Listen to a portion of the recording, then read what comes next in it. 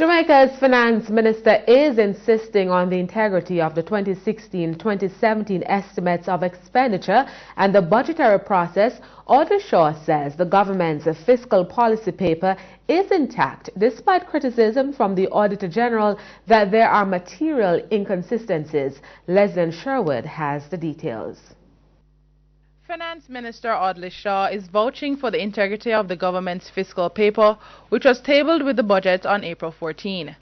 Mr. Shaw says concerns raised by the Auditor General's department that the document contains material inconsistencies doesn't detract from the reliability of the document. The Finance Minister says the Auditor General's department's findings relate mainly to differences in the numbers in some tables and what was written in the document. He gave that explanation on Tuesday as Parliament's Standing Finance Committee began reviewing the 2016-2017 estimates of expenditure.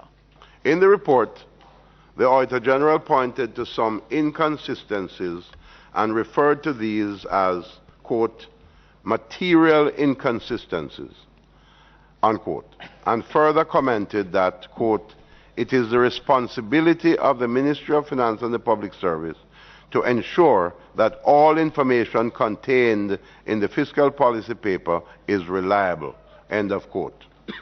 That's in paragraph 12 of the Auditor General's report.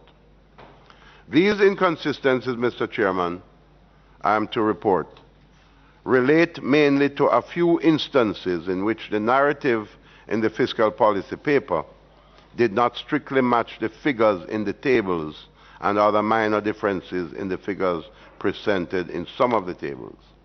In keeping with the new rules of the budgetary process, the fiscal policy paper is reviewed by the Auditor General Pamela Monroe Ellis.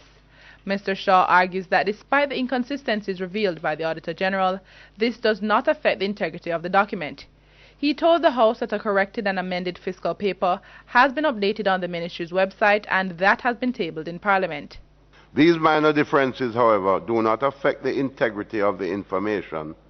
Neither do they compromise the quality of fiscal operations, nor the decision-making of the Parliament, other stakeholders and members of the public. It will be noted that the Auditor General has stated in the report that the inconsistencies did not impact the opinions formed in her review of the fiscal policy paper. Meanwhile, the Auditor General also took issue with the government's inability to meet its target of lowering public sector salaries to 9% of GDP for the 2016-2017 fiscal year. Mr. Shaw says the government had requested an extension from the International Monetary Fund, IMF, and the reasons were communicated.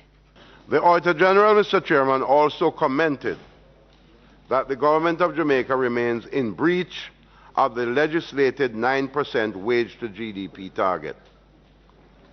The government, in recognition that this target would not have been met, outlined in Appendix 7, Table 2, subsection F of the fiscal policy paper, the contributory factor being the lower than programmed GDP growth, both in real growth and inflation.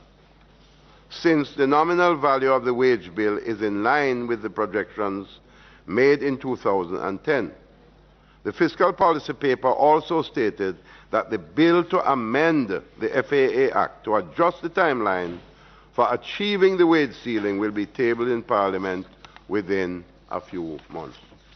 For his part, opposition spokesman on finance Dr. Peter Phillips urged the government to continue on a path of debt reduction. This budget secures and continues to secure the hard-earned stability which has been won by the sacrifice of all stakeholders in the country.